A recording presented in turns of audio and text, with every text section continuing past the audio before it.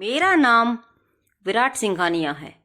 मुझे वो दिन याद आ रहे थे जब मैं दादी के साथ उनकी स्वर्गीय सहेली के घर पहुंचा था। दादी की सहेली शहर से इतनी दूर इस छोटे से गांव में रहती थी। माँ बाप की एक्सीडेंट की मौत के बाद उसे दादी ने अपनी देख रेख में रखा था। गांव की जमीनों से इतना आ जाता था कि घर में किसी चीज़ की कमी का एहसास ना हुआ। सिर्फ एक दादी ही थी जिसकी जुबान पर एक ही बात रहती थी कि इस घर में एक बहू की कमी है। मैं हंस कर उनकी बातों को हवा में उड़ा देता। दरअसल मुझे अभी तक अपनी आइडियल लड़की मिली ही नहीं थी। लेकिन जब मैं दादी के साथ गांव आया तो जिंदगी ने एक नया मोड़ ले लिया। उनकी सहेली की पोती उन्हें बहुत पसंद आई और मुझे जबरदस्ती कुर्बानी का बकरा बना दिया गया। शहर वापस आते हुए लाल जोड़े में वह भी मेरे साथ आ गई। मैंने पत्नी के लिए जो डील बना रखा था वह चूर चूर हो चुका था। मैंने गांव में ही सोच लिया था कि मैं उसे कभी भी पत्नी का दर्जा नहीं दूंगा। आज छुट्टी का दिन था इसलिए मुझे उठने की कोई जल्दी नहीं थी। 10 बजे के बाद जब मेरी नींद पूरी हो चुकी तो मैं फ्रेश होने वॉशरूम चला गया। जब बाहर निकला तो मेरी वाइट कलर की शर्ट बेड पर पड़ी हुई थी। मतलब आज मुझे वाइट शर्ट पहनने को कहा जा रहा है। जब उसके हाथ की बनी हुई चाय पी सकता है, खाना खा सकता हूँ, तो कपड़े पहनने में कोई हर्ज नहीं। लेकिन एक बात मुझे अब तक समझ नहीं आई कि इस लड़की को कैसे पता चल जाता है कि मैं किस टाइम पर उठा हूँ और उसी वक्त वह शर्ट बिस्तर पर रख देती थी। तथा फिर जब मेरे सिर में दर्द होता या फिर चाय पीने का मूड होता तो बिना कहे वह मेरे लिए चाय बनाकर ले आती। हालांकि मैंने पति वाला एहसास ऐसा कोई हुक्म नहीं सुनाया था कि पत्नी को गुलाम बना लिया हो, लेकिन वह खुद बिना कहे उसे सारे काम करती थी। वह अच्छी पत्नी वाले सारे फर्ज निभा रही थी, लेकिन इसके बावजूद भी मैं उसे स्वीकार नहीं कर सका क्योंकि वह गांव की थी और मैं शहर का। उसमें वह कॉन्फिडेंस और काबिलियत नहीं थी जो मुझे एक पत्नी में चाहिए था। वो खूबसूरत है, लेकिन खूबसूरती ही तो सब कुछ नहीं हुआ करती और ना ही खूबसूरती के साथ पूरी जिंदगी गुजारी जा सकती है। हर इंसान की तरह उसे भी खूबसूरती अट्रैक्ट करती है, लेकिन इसका मतलब ये तो नहीं कि एक इंसान को खूबसूरत बनाने के लिए सिर्फ नैन नक्श ही काफी हो। इसके अलावा भी कई और चीजें इंसान को खूबसूरत बनाती हैं। कंघी करके मैं नीचे चला गया, तब तक वो नाश्ता लगा चुकी थी। नाश्ता करके ऐसे ही लॉन में अखबार लेकर बैठ गया। छुट्टी का दिन था, इससे दिमाग बिल्कुल फ्रेश था। वैसे मुझे अखबार पढ़ने का कोई शौक नहीं था, ना आदत थी, लेकिन ऐसे ही टाइम पास करने के लिए मैं अखबार की हेडलाइंस पर नजर दौड़ाने लगा। मैं हमेशा छुट्टी का दिन घर पर ही गुजारता।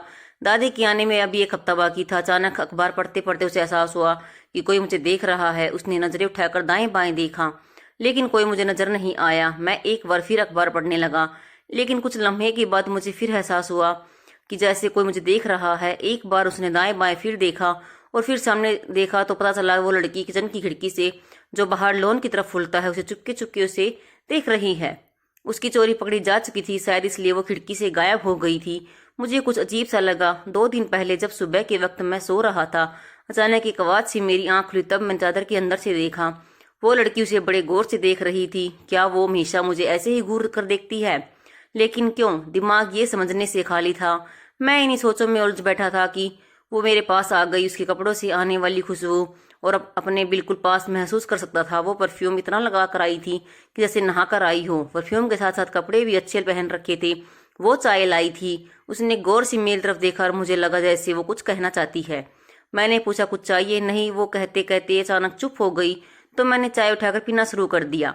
फिर वो कहने लगी, क्या हम बाहर चले? दिल की बात जुबान तक ले आई। मैंने चाय टेबल पर वापस रख दी और हैरत से उसे देखने लगा। कहा, जी वो मौसम अच्छा है, हमने सोचा बाहर चलेंगे, जैसे फिल्मों में हीरो हीरोइन जाते हैं। उसने शर्मा कर अपनी लंबी चोटी से खेलते हुए कहा।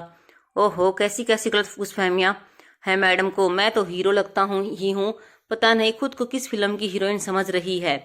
मैंने चाय का सिप लेते हुए अंदर तज भरी हंसी से कहा, नहीं मैं जरा बिजी हूँ, रुखेपन में जवाब दिया। फिर उस लड़की का चेहरा बुझते हुए देखा। जरा थोड़ी देर पहले खुशी के रंग नजर आ रही थी, अब उदासी थी। उसने जानबूझकर नजर चुराई और वो भागती हुई अंदर चली गई। मैं जानता था अब किचन में कोई कोना पकड़कर रोने का शौक पूरा करेगी मैडम। मैं काफी देर तक वहीं लॉन में बैठा रहा, फिर अंदर जाकर टीवी खोलकर बैठ गया। साथ ही इधर उधर भी नजर दौड़ाने लगा।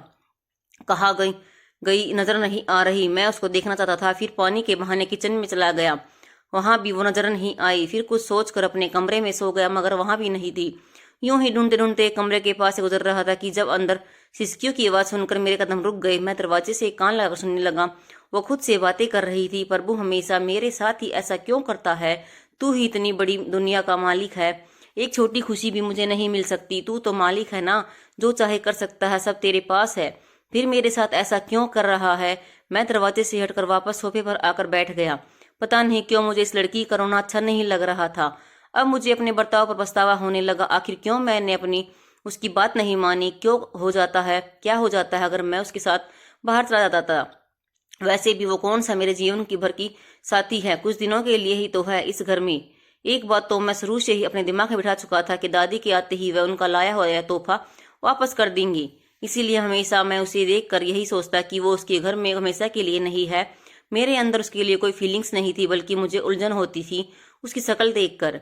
कुछ देर बाद वो लड़की, मैंने नाम नहीं बताया कि आपको, इसका नाम प्रिया है, अब सीढ़ियां उतर कर नीचे आ रही थी। मैंने गौर से इसका चेहरा देखा, जहां कोई आंसू, कोई परेशानी नहीं नजर आ रही थी। मतलब प्रिया अपनी कमजोरी मुझ पर जाहिर नहीं करना चाहती थी। सुनो, जब वो किचन में जाने लगी तो मैंने उसको आवाज दी, आज खाना मत बनाना, हम बाहर जाकर खाना खाएंगे। जी हम, उसने पूछा। हाँ हम, मतलब हम दोनों? ओके। वो मुस्कुरा दी, और हाँ, कपड़े भी अच्छे पहन लेना, अगर इस तरह के कपड़ों में जाओगी तो सभी हंस हंस कर मजाक उड़ाएंगी। जी। वो मुस्कुराते हुए कमरे में चली गई। पता नहीं क्यों इस बार मुझे को अपने अंदर सुकून से महसूस हो रहा था। मैं अपनी जिंदगी में यही तो चाहता था, लेकिन इस तरह बिल्कुल नहीं। मैं अपनी पत्नी का हाथ पकड़कर सड़क पर पैदल चलना चाहता था, होटलों में खाना खाना चाहता था। हम दोनों 5 ही घर से रवाना हो गए और 3 घंटे बाद लौटे। मैं क्योंकि थक चुका था, इसीलिए थोड़ा आराम करने अपने कमरे में चला गया। सब कुछ सामान्य रहा। एक दिन इसी पगली सी लड़की ने मेरी पसंदीदा काली शर्ट जला दी। शायद प्रेस करते हुए वह आसानी से छुपा भी सकती थी, लेकिन वह फुट फुट कर रो पड़ी और कहा कि मैं माफ़ी चाहती हूँ, मैं आपकी पसंदीदा काली शर्ट जला दी। तो मैंने कहा कि इसके लिए तुम्हें इतने आंसू बहाने की क्या ज़रूरत है, वह भी मगरमच्छ के आंसू। तो वह कहने लगी, नहीं, मैं बहुत शर्मिंदा हूँ। मैंने कहा कि तुम आसानी से छुपा भी सकती थी ये बात, काली रंग की और भी तो शर्ट मेरे पास हैं, और हर शर्ट का तो मैं हिसाब नहीं रखता। प्रिया ने कहा, मैं आपसे झूठ बोल सकती हूँ, भगवान से नहीं, वो सब जानते हैं ना। मुझे हैरत का झटका लगा। पता नहीं कैसी पगली लड़की है, ऐसी लड़कियां भी होती हैं दुनिया में। मैं सारे रास्ते उसके बारे में ही सोचता रहा। मैं अपने दोस्तों की जब शिकायतें सुनता कि शहर की पढ़ी लिखी पत्नियां भी पति पर भी हुक्म चलाती हैं, ना खाना बनाना, ना बच्चों को संभालना, हर वक्त मेकअप कब से लदे रहना, हंस हंस कर हर मर्द से बात करना। लेकिन मैं अपनी जिंदगी में एक बहुत अलग तरह की लड़की देख रहा था। एक ऐसी लड़की जो उसने आज तक कभी नहीं देखी थी। एक वो पत्नियां थी जो पति की हर बात पर ऐतराज करती, और एक प्रिया है कि अगर इसे कहा जाए कि रात सफेद है तो ये अपने पति की हाँ में हाँ मिलाएगी। ये लड़की तो अपने पति को पति परमेश्वर मानती है। इस लड़की के साथ रहते हुए मुझे लगभग 40 दिन हो चुके थे। उसने कभी नहीं कहा कि मेरा हक अदा करो, बेड पर सोना मेरा हक है। वो हमेशा रात को सोने से पहले कोई ना कोई अजीब सा टॉपिक पकड़कर उससे सवाल करती थी, और मैं बस हूँ हाँ में ही यहाँ कभी कभी उसे गुस्से छिड़क भी देता था, मगर वो कभी मुझे गुस्से में पर नाराज नहीं होती थी। लेकिन आज वो खामोशी से सोने के लिए लेट गई। मुझे हमेशा रात को इसी लड़की की बातें बहुत बुरी लगती थी, लेकिन अजीब बात तो यह थी कि अगर वो लड़की बात ना करती तो मैं उलझन का शिकार हो जाता। आज सुबह मेरा घड़ी अलार्म नहीं बजा, क्योंकि मैं रात में लगाना भूल गया था।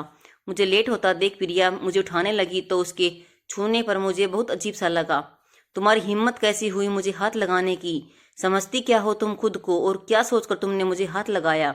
ये अच्छी पत्नी वाला रवैया तुम छोड़ दो।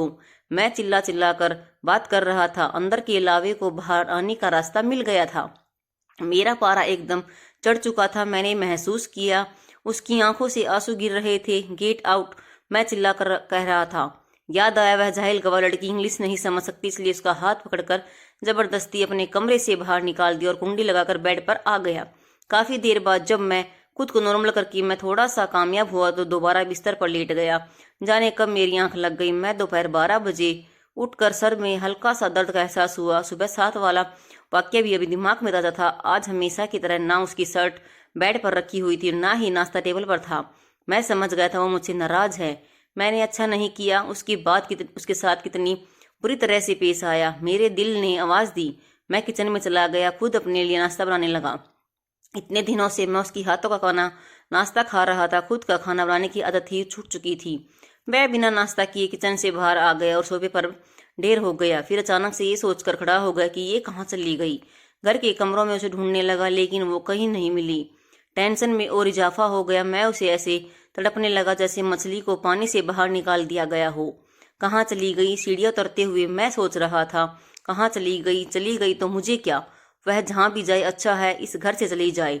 मैं हमेशा यही तो चाहता था कि वह चली जाए घर से, लेकिन आज जब वह चली गई तो परेशान हो रहा था। वो खुश क्यों नहीं है, जबकि उसे तो बहुत खुश होना चाहिए था। क्या वो उसके लिए परेशान है कि जब दादी वापस आएगी तो वो उन्हें क्या जवाब देगा? नहीं नहीं, दिल से फौरन आवाज आई। मैं दादी के लिए नहीं, खुद अपने लिए परेशान था। मगर क्यों? दिल से पूछा। क्योंकि तुम उससे प्यार करने लगे हो। दिल ने एकदम सरगोशी की। वह गुम सा हो गया। ये क्या कह रहा था दिल? वो उससे प्यार कैसे कर सकता है? वह तो उसे नफरत करता है। नहीं, दिल झूठ बोल रहा है। उसने दिल को झुठलाने की कोशिश की, मगर वो ऐसा नहीं कर सका।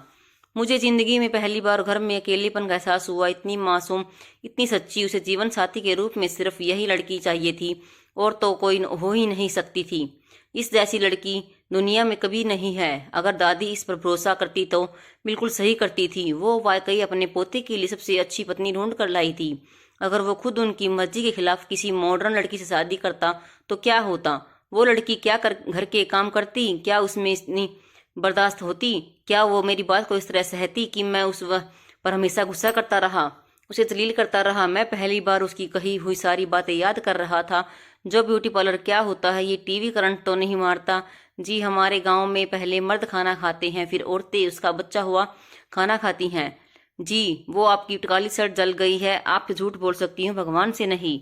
वो तो सब जानता है। आपसे झूठ बोलकर मैं भी बच जाऊंगी तो भगवान से कैसे झूठ बोल सकती हूँ? वो तो इतनी अच्छी थी, उसने कोई शिकवा कोई शिकायत नहीं की। लेकिन वो कहाँ चली गई? प्लीज वापस आ जाओ। को मैं तुम्हें फिर कुछ नहीं कहूंगा। हम दोनों मिलकर मोहब्बत से पति पत्नी बनकर रहेंगे। मुझे अपने गालों पर नमी का एहसास हुआ। भागते हुए गया। मैं फुल स्पीड में जल्दी से जल्द रेलवे स्टेशन तक पहुंच जाना चाहता था। मुझे अपनी कोई फिक्र नहीं थी। फिक्र ये थी कि वह चली ना जाए। भागकर रेलवे स्टेशन के पास जब पहुंचा तो एक बेंच पर एक आदमी बैठा हुआ था। उससे कहा कि एक्सक्यूज मी भाई, यह ट्रेन का टाइमिंग क्या है? तो उसने कहा कि जी वह तो निकल चुकी है। मेरी तो जान निकल गई। खून सूख गया। थक हार कर मैं ढेर हो गया बेंच पर। ऐसी कैसी जा सकती है मुझे छोड़कर? इतनी मामूली सी गलती कितनी बड़ी सजा दे सकती है? काफी देर तक मैं वहीं बैठा रहा, फिर घर आ गया। घर आकर सोफे पर फिर से ढेर हो गया। अपने सर को पकड़ लिया। मैं कैसे रहूंगा उसके बगैर? मुझे तो उसकी आदत हो गई थी। जब वो अपने सर को पकड़े हुए बैठा था तो उसे किसी के कदमों की चाप महसूस हुई। उसने गर्दन घुमाकर देखा तो मेरी सांस रुक गई। सामने प्रिया खड़ी थी। तुम कहाँ चली गई थी? कहाँ चली गई थी तुम? बताओ मुझे। मैं उसे पकड़कर झिंझोने लगा। जी वो हम तो यहीं थे, हम कहाँ जाएंगे?